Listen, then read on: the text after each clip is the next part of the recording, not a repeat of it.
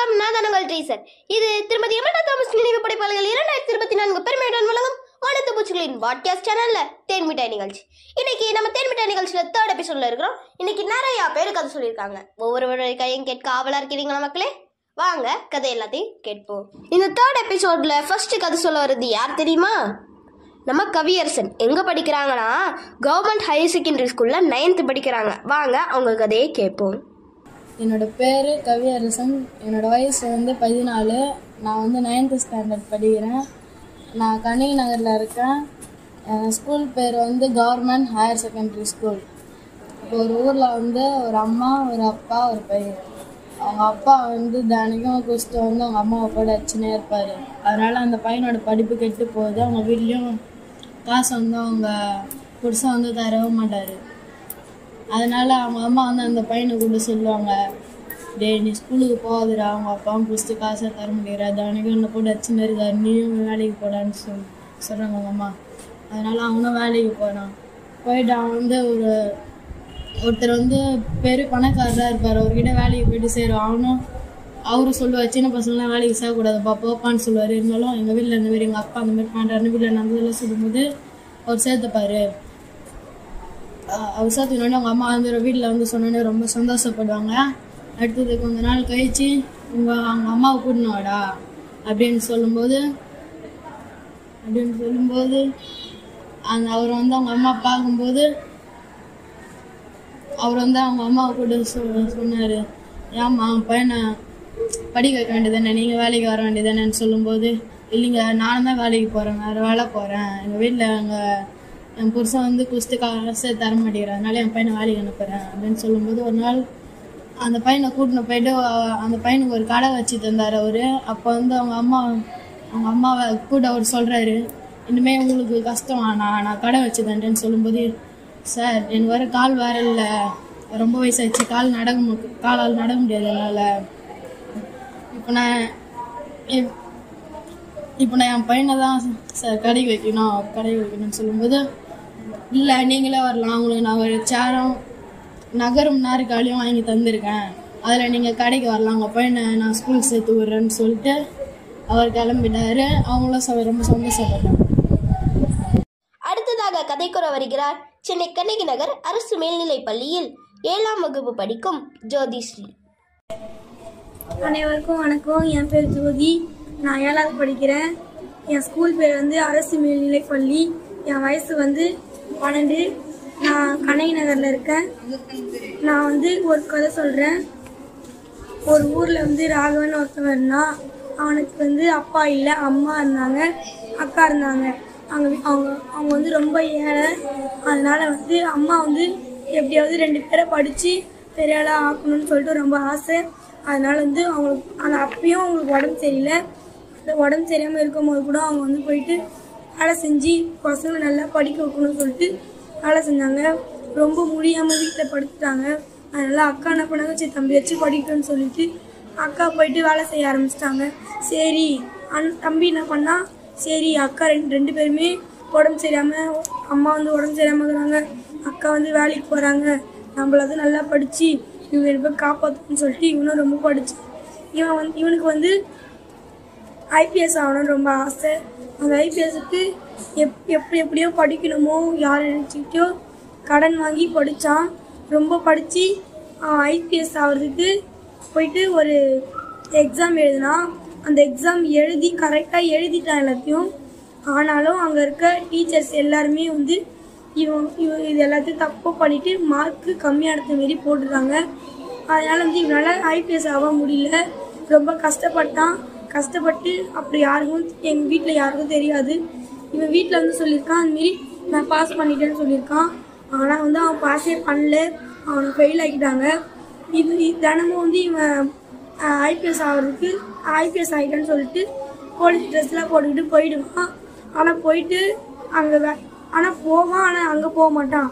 வேறு ஒரு இடத்துல போயிட்டு வேலை செய்கிறான். அந்த ட்ரெஸ்ஸை கட்டிட்டு கூலி வேலை செய்கிற ட்ரெஸ்ஸை போட்டுட்டு வேலை செய்கிறான். தினமும் இதேமாரி தான் நடந்துச்சு. ஒரு வாட்டி சரி தம்பி ஐபிஎஸ் ஆகிட்டான், அக்கா நல்லா பார்த்துப்பான்னு சொல்லிட்டு வேலை செஞ்சுருந்தாங்க. வீட்டு வேலை தான் போயிருந்தாங்க அவங்க. அக்கா பேர் ரெக்ஸின் மாரி. இவங்க என்ன பண்ணாங்கன்னா, சரி நம்ம வீட்டு பக்கத்து தானே இப்படி வேலை செய்யலாம், நம்ம அங்கே போய் பார்க்கலாமா, நம்மளால முடிஞ்சிருக்கு நம்ம போயிட்டு கேட்டு பார்க்கலாம் சொல்லிட்டு போனாங்க உள்ள. கடைசியில் அங்கே போயிட்டு கேட்டதுக்கு இந்தமாரி ராகவன் அந்த பையன்லாம் யாரும் இல்லைங்க சொல்லி அமுச்சு விட்டாங்க. அப்போ அவங்க அக்காவுக்கு வந்து ரொம்ப டவுட் வந்துச்சு, நம்ம தம்பி எங்கே போயிருப்பான், இத்தனை நாளாக நம்ம ஐபிஎஸ் ஆகிட்ட தான் நினச்சின்னு இருந்தோம், ஆனால் இவன் இப்போ எங்கே போயிட்டான்னு தெரியலையேன்னு சொல்லிட்டு ரொம்ப கவலையாக இருந்தாங்க. அப்போ ஒரு வாட்டி வந்து தம்பி வந்து திரும்பி ஐபிஎஸ் ஆகிறதுக்கு போகிறேன்னு சொல்லிட்டு கிளம்பி ட்ரெஸ்லாம் மாற்றிட்டு சாப்பாடுலாம் எடுத்துகிட்டு போயிட்டான். அவனை ஃபாலோ பண்ணிவிட்டு அவங்க அக்காவும் போயிட்டாங்க. ஆனால் இவங்க 2 பேர் பண்ணுறது யாருக்கும் அவங்க அம்மாவுக்கு தெரியாது. ஏன்னா அவங்க அம்மா வந்து உடம்பு சரியாமல் படுத்துட்டு இருந்தாங்க. அதனால அவங்களுக்கு சாப்பாடு மாத்திரை எல்லாத்தையும் தண்ணி கொடுத்துட்டு வச்சுட்டு போயிட்டாங்க. திரும்பி அவனும் ஃபாலோ பண்ணிகிட்டே போனான். போயிட்டு பார்க்கும்போது தான் தெரியுது அவன் வந்து எங்களுக்காக கூலி வேலை செய்கிறான். அப்போ தான் இங்கே வந்து ரொம்ப மனசுலாம் கஷ்டப்பட்டு ரொம்ப அழுது ரொம்ப வேதனைப்பட்டாங்க. அதனால வந்து தம்பியை வந்து இப்படி நிலைமையில ஆக்கிட்டாங்கன்னு சொல்லிட்டு போயிட்டு கவர்மெண்ட் ஆஃபீஸ் கிட்ட ஐபிஎஸோட மேலே தலைவர் இருப்பாங்களே அவங்கக்கிட்ட போயிட்டு இந்தமாரி கேட்டுக்கிறாங்க, என் தம்பி வந்து நல்லா படித்து நல்லா ஒரு முன்னேறி எக்ஸாம் எழுதுனா, ஐபிஎஸ்க்கு ஆகிறதுக்காக எக்ஸாம் எழுதுனா. ஆனால் அந்த எக்ஸாம் எழுதி கரெக்டாக எழுதிட்டாங்க.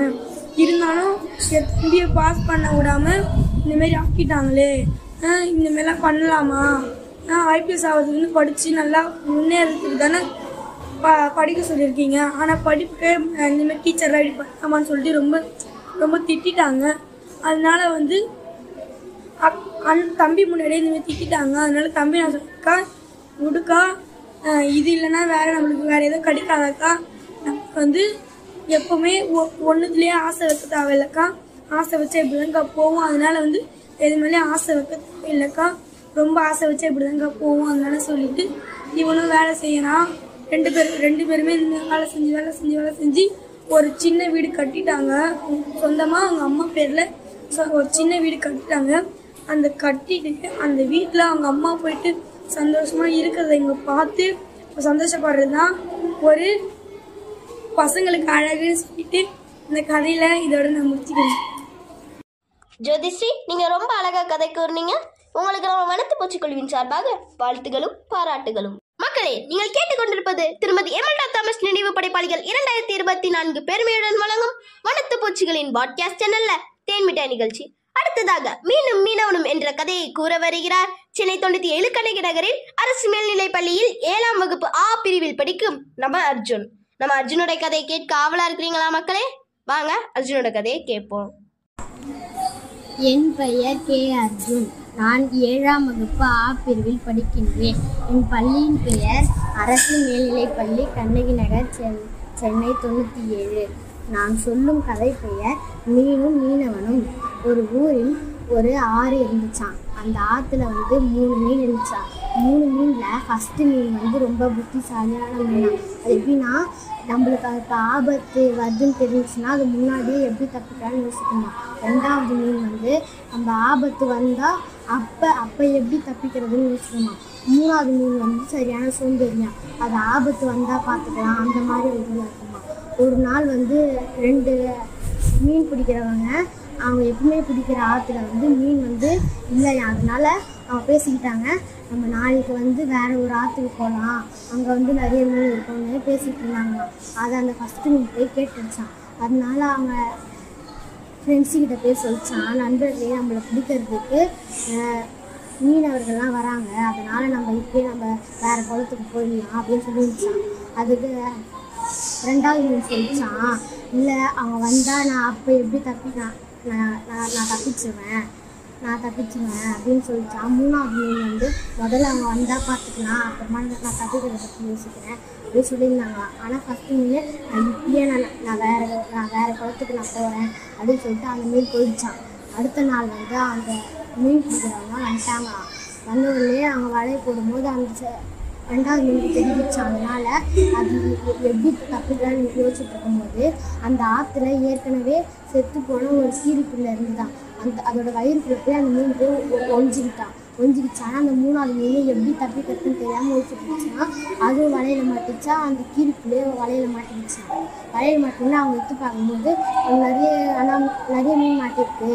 ஆனால் நம்மளுக்கு இந்த செத்து போன கீரிப்புள்ளையே ரொம்ப நாத்தடிச்சு போயிருக்கு, நம்ம தண்ணிக்குள்ளேயே போடலாம்னு சொல்லிட்டு அவங்க தண்ணிக்குள்ளேயே போட்டாங்களாம். ஏன்னா அதோட வயிற்றுக்குள்ளே தான் அந்த 2வது மீன் இருந்துச்சு, அதனால அது தப்பிச்சிச்சு. ஆனால் இந்த 3வது மீன் எனக்கு ஆபத்து வந்துச்சுன்னு தெரியும் போதே நம்ம வேறு ஆற்றி போயிருந்துச்சுன்னா நம்ம இந்நேரத்துக்கு உயிரோட இருந்திருக்கலாம் அப்படின்னு அது நினச்சிச்சா. இதோட கதை முடியுது.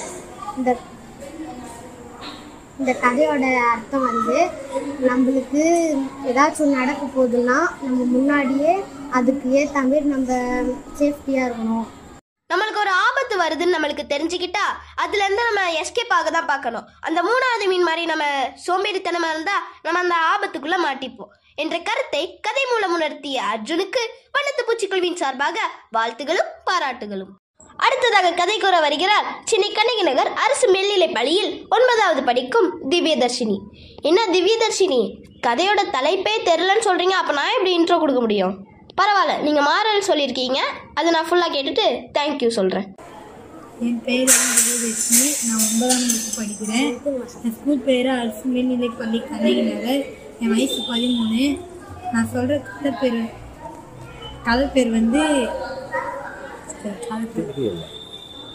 தெரியல, நான் கதையாக சொல்கிறேன். ஒரு ஊரில் ஒரு விவசாயி அவரோட நெல்லை அவர் அந்த நெல்லில் விதைச்சிட்டு நெல்லை அறுவடை பண்ணிட்டு அவர் டவுனுக்கு போகிறார் இதை விற்க. போகிற வழியில் ஒரு பள்ளத்தில் ஒரு சக்கரை மட்டும் மாட்டிக்கிச்சு. அது மாட்டினோன்னே அவருக்கு என்ன பண்ணுறது தெரியல. எல்லாரையும் கூப்பிட்டு பார்க்காது, யாரும் பார்த்துட்டு என்னால் முடியாது சொல்லிட்டு போகிறாரு. நாட்டுக்கு என்ன பண்ண தெரியாமல் கடலுக்கு இருந்தார். கடவுளே எனக்கு எப்படின்னா இந்த நெல்லை எப்படின்னா டவுனுக்கு எடுத்துன்னு போயினேன், எனக்கு டைம் ஆகிடுச்சு, அவங்க கொடுத்த டைமு, நான் இதை எடுத்துன்னு போனால் தான் இன்னைக்கு சாப்பாடு சொல்லிவேன்றாராம்.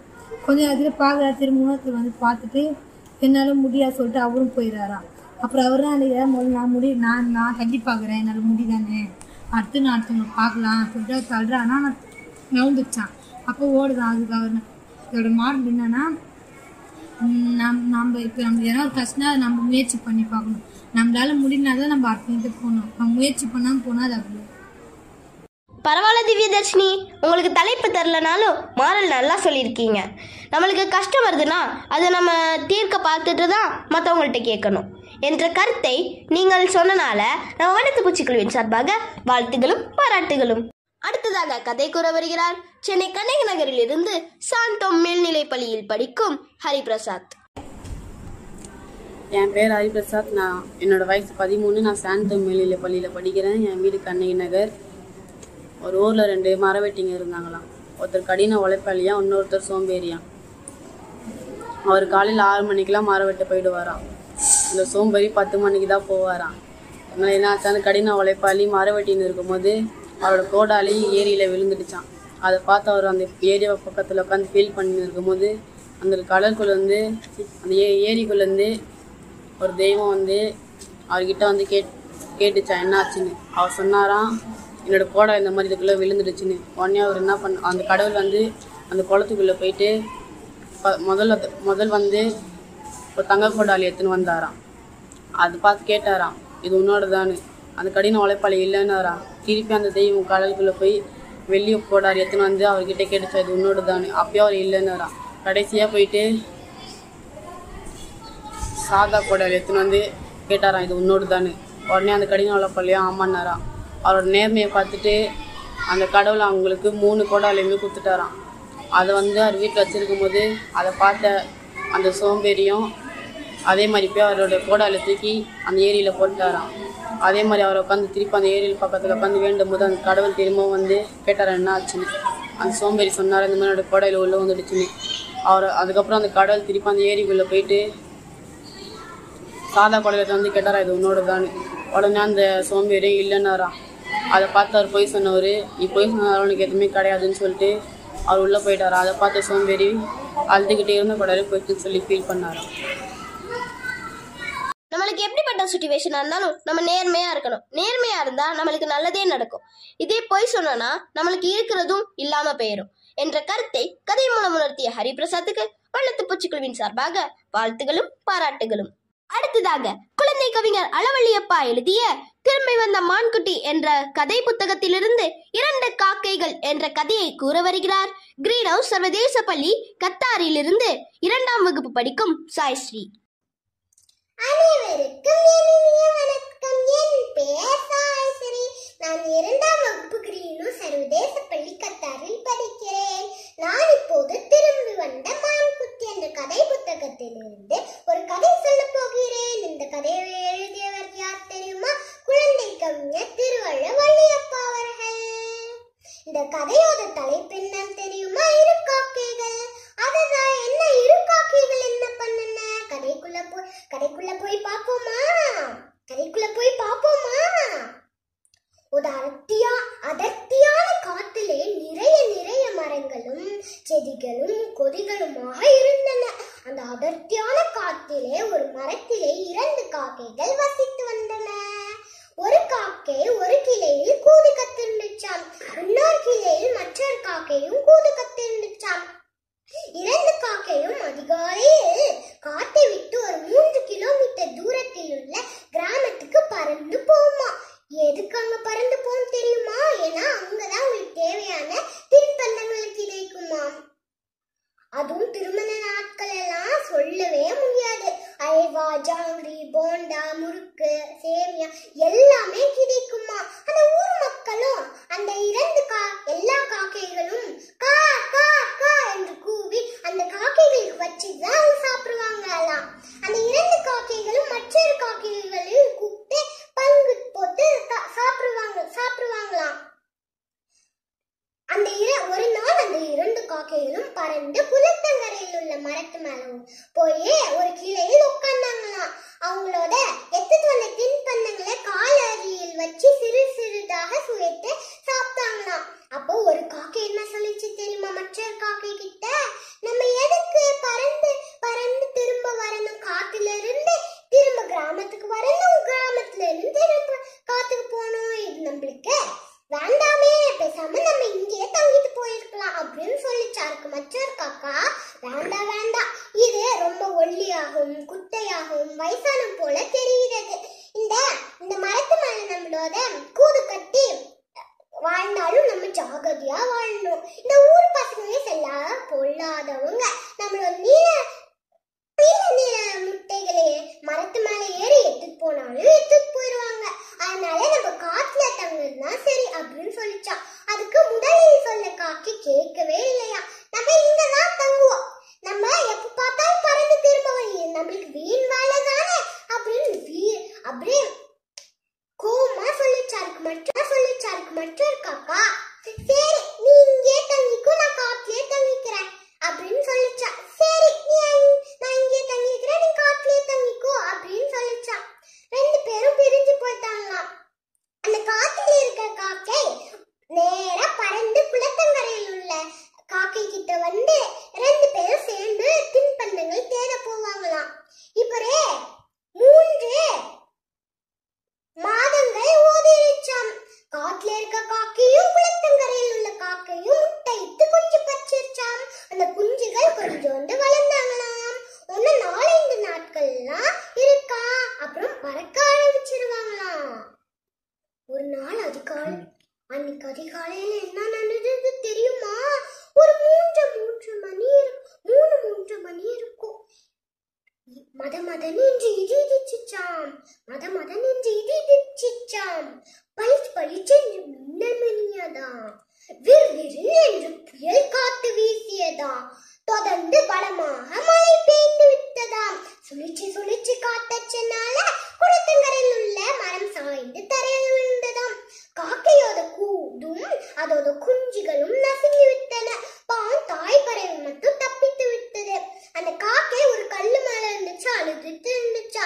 காட்டுல இருக்க காக்கை தூரத்துல பார்க்கும் போது என்னாச்சு கேக்குறப்ப இந்த மாதிரி எல்லா விஷயத்தையும் சொல்லிருச்சான். நான் உன் பேச்ச கேட்டிருந்தா என் குஞ்சுகளையும் என் கூடையும் நான் காப்பாத்திருப்பேன். சொன்னல. அப்புறம் மற்றொரு காக்கா அங்க எதுவும் ஆபத்து வரல அப்படின்னு சொல்லிச்சான். அங்க அது எல்லாமே தான் வந்துச்சு. அங்க எந்த ஆபத்தும் இல்லை. ஏன்னா பக்கத்துல கொடி மரம் செடிகள் எல்லாமே இருந்தனால எந்த மரமும் சாய்ந்து விடல. இது தனி மரமாச்சே, இந்த பக்கத்துல எந்த கொடி எதுவுமே இல்லையே, அதனால சாய்ந்து விழுந்து இருக்கும். அச்சா காக்கா, நீ சொல்றது சரிதான். கூடி இருந்தாலும் கோடி நன்மை என்பாங்க. அதாவது நம்ம கூடி இருந்தாலும் எந்த ஆபத்தும் வராது. இன்னைக்கு நைட்டே நான் காட்டிலே வந்து சந்தோஷமா வாழ்ந்துக்கிறேன் அப்படின்னு சொல்லிச்சான். அன்னைக்கு இரவாயி 2 பேரும் பறந்து போயிட்டாங்களாம். காட்டிலே அங்கேயே வசித்து வந்துட்டாங்களாம். இந்த கதையில இருந்து உங்களுக்கு என்ன தெரியுமா? நான் சொல்றேன். கூடி இருந்தாலும் கோடி நன்மை. அதாவது நம்மளுக்கு யாராச்சும் நம்மளுக்கு நல்லது சொன்னா அதை கேட்கணும். இல்லைன்னா இந்த காப்பி மாதிரி நம்மளுக்கு நடக்கும். கூடி இருந்தாதான் கோடி நன்மை. மரத்துலன்னா சேர்ந்து இருக்க காலத்தினால புயலால ஒண்ணு பண்ண முடியல. நன்றி, வணக்கம். நம்ம குழந்தை கவிஞர் அழகாக கதை எழுதியிருந்தாங்க. அந்த கதையை அழகாக கூறிய சாய்ஸ்ரீக்கு நம்ம வனத்து பூச்சிக்குழுவின் சார்பாக வாழ்த்துகளும் பாராட்டுகளும். ஒரு சூரிய குடும்பம் நம்ம ஒவ்வொருத்தர்கிட்டையும் இருக்குங்க. அட நம்புங்க, நாம தான் அந்த சூரியன். நம்மளை சுத்தி தான் எல்லாருமே எல்லாமே. மேலும் தெரிஞ்சுக்க வண்ணத்து பூச்சிகள் வெப்சைட்ல வண்ணத்து பூச்சிகள் மின்னிதழை எடுத்து ஆதியின் தெரியாத கேள்விகளும் தெரிந்த பதில்களும் கட்டுரையை சும்மா படிச்சு பாருங்க. மக்களே, நீங்கள் கேட்டுக்கொண்டிருப்பது திருமதி எமல்டா தாமஸ் நினைவு படைப்பாளிகள் 2024 பெருமையுடன் வழங்கும் வனத்து பூச்சிகளின் பாட்காஸ்ட் சேனல்ல தேன்மிட்டை நிகழ்ச்சி. அடுத்ததாக கதை கூற வருகிறார் புதுக்கோட்டை மாவட்டம் கந்தரக்கோட்டை ஒன்றியம் அக்கச்சிப்பட்டியிலிருந்து முகேஸ்வரன். அனைவருக்கும் வணக்கம். எனது பெயர் பா. முகேஸ்வரன். நான் ஊராட்சி ஒன்றிய நடுநிலைப்பள்ளி அக்கச்சிப்பட்டியில் 6ஆம் வகுப்பு படிக்கின்றேன். நான் ஒரு கதை சொல்லட்டுமா? ஒரு ஊரில் 5 நண்பர்கள் வாழ்ந்து வந்தாங்களாம். அவங்க ஒரு காட்டுக்கு நடுவில் உள்ள இது பயங்கரமான பங்களால விளாண்டுக்கிட்டு இருப்பாங்களாம். அவர் ஒரு நாள் விளாண்டுக்கிட்டு இருக்கும்போது மழை பெஞ்சிச்சான். இடி மின்னலோடு நல்லா மழை பெஞ்ச உடனே அங்கேயே மாட்டிக்கிட்டாங்களாம். கொஞ்சம் கொஞ்சமாக இரவானுச்சான். அப்புறம் பகலான போது எந்திரிச்சு வந்தாங்களாம் வீட்டுக்கு. அப்போ இன்னொரு நாள் போனாங்களாம் விளாட. அப்பையும் மழை பெஞ்சிச்சான். அப்பையும் மழை பெஞ்ச உடனே வீட்டுக்கு பயந்து ஓட்டாங்களாம்.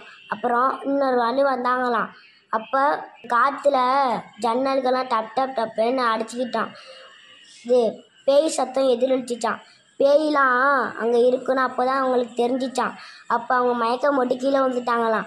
அப்புறம் எந்திரிச்சு பார்க்கும்போது அந்த பேய் அவங்கள கொன்றுலான்னு நினச்சிச்சான். அப்புறம் அவங்க அந்த பேயும் அந்த 5 நண்பர்களும் நண்பர்கள் ஆட்டாங்களாம். அப்போ அவங்க எல்லாருமே அந்த பங்களாவில் விளாண்டுக்கிட்டே இருப்பாங்களாம். அந்த பேய்க்கு ஏதாச்சும் ஒரு பிரச்சனைனா அந்த 5 நண்பர்களும் தீர்த்து வைப்பாங்களாம். அந்த 5 நண்பர்களுக்கு ஏதாச்சும் பிரச்சனைனா பேய் தீர்த்து வைக்குமா. இப்படியே காலங்கள்லாம் கடந்து போணுச்சான். நன்றி, வணக்கம். ஒரு திகிலான கதையை கூறிய முகேஸ்வரனுக்கு வனத்து பூச்சிக்குழுவின் சார்பாக வாழ்த்துகளும் பாராட்டுகளும். அடுத்ததாக கதை கூற வருகிறார் துரைப்பாக்கம் அரசு மேல்நிலை பள்ளியில் 9வது படிக்கும் மோகிதா. என்ன கதை தெரியுமா? சலுவை தொழிலாளியும் கழுதையும். பெயர் எல். மோகிதா. நான் 9th ஸ்டாண்டர்ட் படிக்கிறேன். நான் துரைப்பாக்கம் கவர்மெண்ட் ஹையர் செகண்டரி ஸ்கூலில் படிக்கிறேன். நான் கண்ணகி நகரில் இருக்கேன். நான் சொல்ல போகிற கதையோட பேர் சலவை தொழிலாளியும் கழுதைகளும். ஒரு நாள் சலவை தொழிலாளி தன்னுடைய கழுதைக்கு மேலே துணியை வச்சு கொண்டு போயிட்டு இருக்கும்போது அந்த கழுதை தவறி ஒரு குழிக்குள்ளே விழுந்துருச்சு. அந்த சலவை தொழிலாளி உள்ள பார்க்கும்போது அந்த கழுதை ரொம்ப ஆழத்தில் நின்று கத்திக்கிட்டு இருந்துச்சு. அந்த சலவை தொழிலாளியும் எல்லார்கிட்டையும் உதவி கேட்குறாரு. ஆனால் எல்லாருமே நிறைய காசு கேட்கறதுனால அவ்வளோ காசு இல்லாததுனால அவரும் விட்டுடுறாரு. அப்புறமா அந்த காசுக்கு பதிலாக நம்ம ஒரு புது கழுதை வாங்கலாம் அப்படின்னு சொல்லிட்டு மன கஷ்டத்தோடு போயிட்டு ஒரு கழுதை வாங்க போகிறாரு. அந்த டைமில் அந்த ஊர் மக்கள் எல்லாம் கூடி அப்போ இந்த கழுதையை என்ன பண்ணுறது அப்படின்னு கேட்கும்போது இது வந்துட்டு அப்படியே மண் போட்டு எல்லாம் புதைச்சிடுங்க அப்படின்னு சொல்லும்போது எல்லாரும் மண் போட்டுட்ருக்காங்க. அந்த டைமில் ஒரு பாதி மணல் கொட்டிட்ட அப்புறம் அந்த சலவை தொழிலாளி அது உள்ளே பார்க்குறாரு. பார்த்தா அவருக்கு கண் கலங்கிடுது. ஏன்னா ஒரு பாண்டு மண் கொட்டும் போதும் அந்த கழுதை அதுக்கு மேலே ஏறி நின்று ஒரு அளவு வந்த உடனே அது குதிச்சு வெளியில் போயிடுது. மாரல் என்னன்னா, நம்மளுக்கு வர தடங்கள் எல்லாத்தையும் நம்ம ஒரு வெற்றி படியாக நினச்சி மேலே வரணும். மோகிதா அழகா கதை சொன்னாங்கல்ல. நம்மளுக்கு வர தடைகள் எல்லாம் நம்ம வெற்றி படிக்கட்டா நினைச்சு முன்னேறணும் என்ற கருத்தை கதை மூலம் உணர்த்திய மோகிதாவுக்கு வனத்து பூச்சிக்குழுவின் சார்பாக வாழ்த்துகளும் பாராட்டுகளும். அடுத்ததாக கதை கூற வருகிறார் சென்னை சாய் ஹர்ஷித். இவரோட சிறப்பு என்ன தெரியுமா? நம்ம டிராயிங் வரையில இருந்து அதிகமாக எரேசர் யூஸ் பண்ணிக்கிட்டே இருப்போம். ஆனால் இவர் அதிகமாக எரேசரை யூஸ் பண்ணாமல் டிராயிங் வரைகிறதுல ரொம்ப சிறந்தவர். இவரோட கதையை கேட்கலாமா? ஹாய் மக்களே, என் பேரு PM சாய் ஹர்ஷித், சென்னையிலேருந்து பேசுகிறேன். நான் இப்போ உங்களுக்கு ஒரு கதை சொல்ல போகிறேன். ஒரு பெரிய காட்டில் முயலோ மற்ற விலங்குகளோ சிங்கராஜாவும் இருந்துச்சா. அப்போ அந்த ஒரு நைட்டு இடி டம்முன்னு இடிச்சிச்சான். மழை வேற வர மாதிரி இருந்துச்சான். அங்கே ஒரு முயல் ஐயோ மேகம்தான் கீழே விழுக போகுதுன்னு நினச்சி ரொம்ப பயந்துச்சான். அப்போ மாமரத்துக்கு கீழே தான் அது வீடா. அப்போ ஒரு பெரிய பழுத்த மாங்காய் கீழே டம்முன்னு விழுந்துச்சான் அதோடைய வீட்டுக்கு மேலே. அது என்ன நினச்சிட்டா அந்த முட்டாள் முயல், ஐயோ மேகம்தான் கீழே விழுந்துருச்சுன்னு நினச்சி வீட்டை விட்டு ஓடி போச்சான். அப்போ வழியில நம்ம குள்ளநரி வந்துச்சான். குள்ளநரி ஏன் முயல் ஓடுற அப்படின்னு கேட்டுச்சான் குள்ளநரி. அதுக்கு முயல் சொன்னுச்சு, குள்ளநரி மேகம் கீழே விழுகுது, ஓடுங்க எல்லாரும் அப்படின்னு சொல்லிச்சான். அப்புறம் எல்லா விலங்குகளும் முயலும் ஓடிச்சான் சிங்கராஜா குகைக்கு. சிங்கராஜா வந்துச்சான், கர்ஜித்தோட வந்துச்சான். அப்போ சிங்கராஜா, எதுக்கு நீங்களாம் ஓடி வரீங்கன்னு கேட்டுச்சான் கம்பீரமான வாய்ஸ்ல. அப்போ முயலும் அந்த குள்ளநரியும் மற்ற விலங்குகள் சொல்லிச்சான் கோரஸா, சிங்கராஜா மேகம் கீழே விழுக போகுதுன்னு கத்துச்ச எல்லாருமே. அந்த சிங்கராஜா ரொம்ப புத்திசாலியா, எங்க முயல் அந்த மேகம் விழுந்த இடத்த காட்டு அப்படின்னு சொல்லிச்சான். அப்போ அந்த முயல் போச்சான், அந்த மேகம் விழுந்த இடத்துக்கு போச்சான். என்ன இது மேகமே இல்லைன்னு நினச்சிச்சான். அப்போ எல்லா விலங்குகளும் அதை பார்த்து முறைச்சிச்சான். அட முட்டாள் முயலே, அது உன் வீட்டுக்கு மேலே ஒரு பழுத்த மாங்காய் தான் கிடக்கு, அதை நினச்சி நீ மேகம் கீழே விழுந்துருச்சுன்னு நினைக்கிறியே. So the moral of the story is, யார் சொல்லதையும் நம்பாதீங்க. ஃபஸ்ட்டு பார்த்து அதை இன்வெஸ்டிகேட் பண்ணிட்டு எதா இருந்தாலும் பாருங்க. நன்றி, வணக்கம். சாய் ஹர்ஷித், நீங்க டிராயிங் பண்றதுல மட்டும் இல்ல, கதை சொல்றதுலயும் நல்லா எக்ஸ்பர்ட்டா இருக்கிறீங்க. உங்களுக்கு நம்ம வனத்து பூச்சிக்குழுவின் சார்பாக வாழ்த்துகளும் பாராட்டுகளும். அடுத்ததாக கதை கூற வருகிறார் அந்த ஏரியா இந்த ஏரியா எந்த ஏரியா, நம்ம கண்ணகி நகர் ஏரியால இருந்து 7ஆம் வகுப்பு படிக்கும் சந்தோஷ். வணக்கம், என் பெயர் மா சந்தோஷ். நான் 7ஆம் வகுப்பு படிக்கின்றேன். என் வயது 12. என்னுடைய ஏரியா பேர் கண்ணகி நகர். நான் இப்போ சொல்ல வேண்டிய கதை மரமும் அண்ணன் தம்பியும். ஒரு ஊரில் அண்ணன் தம்பிக்கு 2 பேர் இருந்தாங்களாம். அண்ணன் தம்பிக்கு 2 பேரும் பயணத்துக்காக போயிருந்தாங்க. போயிருந்தோம், சரியான வெயில், ரொம்ப டயர்ட் ஆகிட்டாங்களாம். அப்போது ஒரு மரம் கூட இல்லையா, அது வீட்டில் ஒரு மரம் இருந்துச்சா, பெருசாக இருந்துச்சா. அப்போது எப்படியோ போயிட்டானுங்களாம். கிட்டே போயிட்டு கொஞ்சம் நேரம் உட்காந்து அப்படியே எல்லாம் சேர்ந்தாங்களாம். அப்போ சொன்னானுங்களா அந்த மரத்தை பற்றி, இந்த மரம் இல்லைன்னா நம்மளால இருந்திருக்க முடியாது, இந்த மரம் இருந்தால் நம்மளால இப்போ இருக்க முடியாது அப்படின்னு சொன்னானுங்களாம். அதுக்கப்புறம் அந்த மரமும் சொல்கிறாங்க, அப்படியே அந்த மரமும் நினச்சிதான், ஓ நம்மள தான் சொல்கிறாங்க போலன்னு சொல்லிட்டு பாராட்டுறாங்க போல அப்படின்னு சொல்லிட்டு இருந்துச்சான். அதுக்கப்புறம் அவனுக்கு டயர்டு போயிடுச்சான். டயர்டு போனோடனே அவனுங்க பசிச்சுதான். பசிக்கும் போது என்ன அங்கே மரத்தில் ஏதாச்சும் பழம் இருக்குமான அண்ணன் தம்பி 2 பேரும் தேடி பார்த்தாங்க. அப்போது தேடி பார்த்தா ஒரு பழம் கூட இல்லையா. அப்போ அந்த மரத்தை திட்ட ஆரம்பிச்சிட்டாங்களே, இந்த மரம் எதுக்கு தான் இருக்குது, இந்த மரம் இருக்கவே தேவையில்லை, வெட்டி சாய்ச்சிட வேண்டியதே இந்த மரத்தை அப்படின்னு சொன்னாங்களா. அப்புறம் அந்த மரம் சொல்லிச்சு, அதுக்குன்னு என்ன தானே இவ்வளோ நேரம் பாராட்டினீங்க, அப்புறம் எதுக்கு என்னை திட்டீங்க, சாப்பாடு இல்லைன்னா என்னை திட்டுவீங்களா, இவ்வளோ நேரம் நான் உங்களுக்காக தானே நிழல் கொடுத்துருந்தேன் அப்படின்னு சொல்லிட்டு ரொம்ப சோறாடி அணிச்சிச்சான் மரம். அப்புறம் அதுலேருந்து இலைகள்லாம் துளிர ஆரம்பிச்சிச்சான். துளிர்னு இருக்கும்போது அப்போ அவனுக்கு சொன்னானுங்களாம், மன்னிச்சிரு என்ன, நாங்கள் தெரியாமல் சொல்லிட்டோம், மன்னிச்சிரு அப்படின்னு சொல்லிட்டு அவனுங்க போயிட்டானுங்களாம். அது இந்த மாரல் ஆஃப் த ஸ்டோரி, நம்ம மனுஷங்க என்ன வேணால் சொல்லுவாங்க, அதை நம்ம காதலே வாங்கிக்காம நம்ம இலக்கை நோக்கி பயணே இருக்கணும். நன்றி. அழகாக கதை சொன்னீங்க சந்தோஷ். உங்களுக்கு நம்ம வனத்து பூச்சிக்குழுவின் சார்பாக வாழ்த்துகளும் பாராட்டுகளும். மக்களே, இத்துடன் இந்த வாரத்தின் தென்மிட்டா நிகழ்ச்சி நிறைவடைகிறது. மீண்டும் அடுத்த வாரம் ஞாயிற்றுக்கிழமை மாலை 6 மணிக்கு ஸ்பாட்டிஃபை செயலியில் திருமதி எமல்டா தாமஸ் நினைவு படைப்பாளிகள் 2024 பெருமையுடன் வழங்கும் வண்ணத்து பூச்சிகளின் பாட்காஸ்ட் சேனல்ல தேன்மிட்டாய் நிகழ்ச்சியை கேட்க தவறாதீர்கள். இப்பொழுது உங்களிடமிருந்து விடைபெறுவது உங்கள் ட்ரீசன்.